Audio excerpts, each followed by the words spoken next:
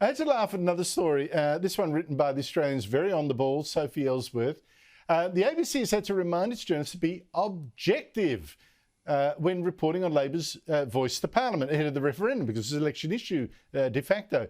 There's even going to be an impartiality session to teach the journalists what it calls this, how to treat this most difficult topic.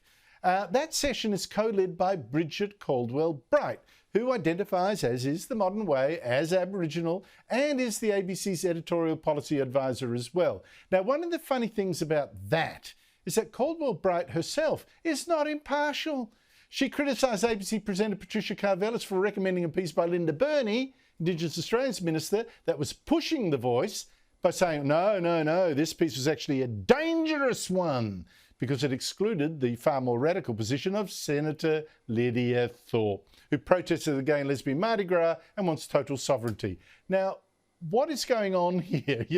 What is going on here?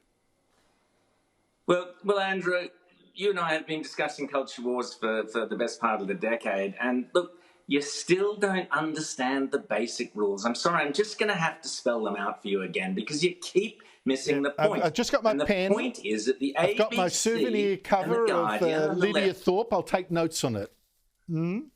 The ABC, the Guardian, and the left they love diversity of opinion so long as it meets certain rules. And those rules are that you must never say anything that can be in any way phobic.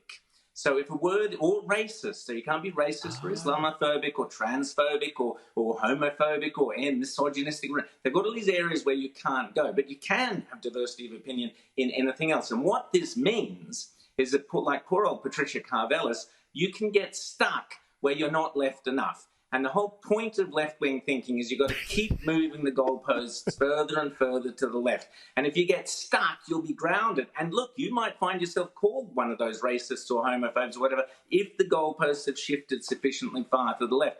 And this is what the ABC are trying to point out to people with impartiality means make sure you stay within the goalpost, even as they keep shifting further and further left.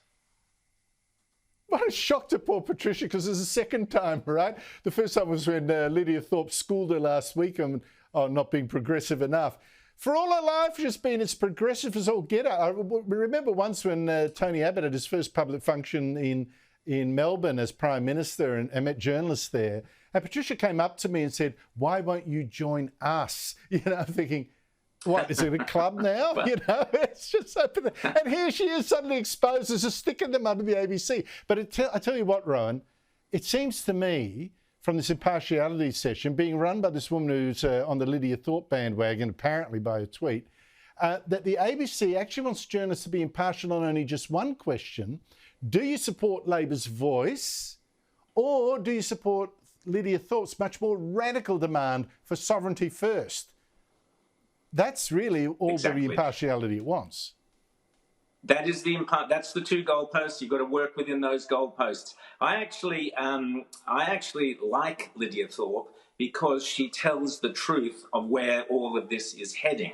That is why they hate her. That is why the left are trying to silence her and dismiss her. But she's actually telling the truth of where the agenda is. If you vote yes to the voice, you're voting for a treaty. You're voting for sovereignty of this nation to be ceded to a cohort of so-called Indigenous activists in a big new fancy building in Canberra. You are ceding sovereignty. You are ceding your property rights. You are ceding your future income or a portion of it to an amorphous group known as the Indigenous Australians, who may or may not even be Indigenous Australians. They are the activist class. That is what this is all about. And at least Lydia Thorpe tells the truth, whereas those who are pretending to support the voice, who then say, oh, no, there's no power involved, they are not telling you the truth. No wonder she upsets them. No wonder she upsets them. Rowan Dean, thank you so much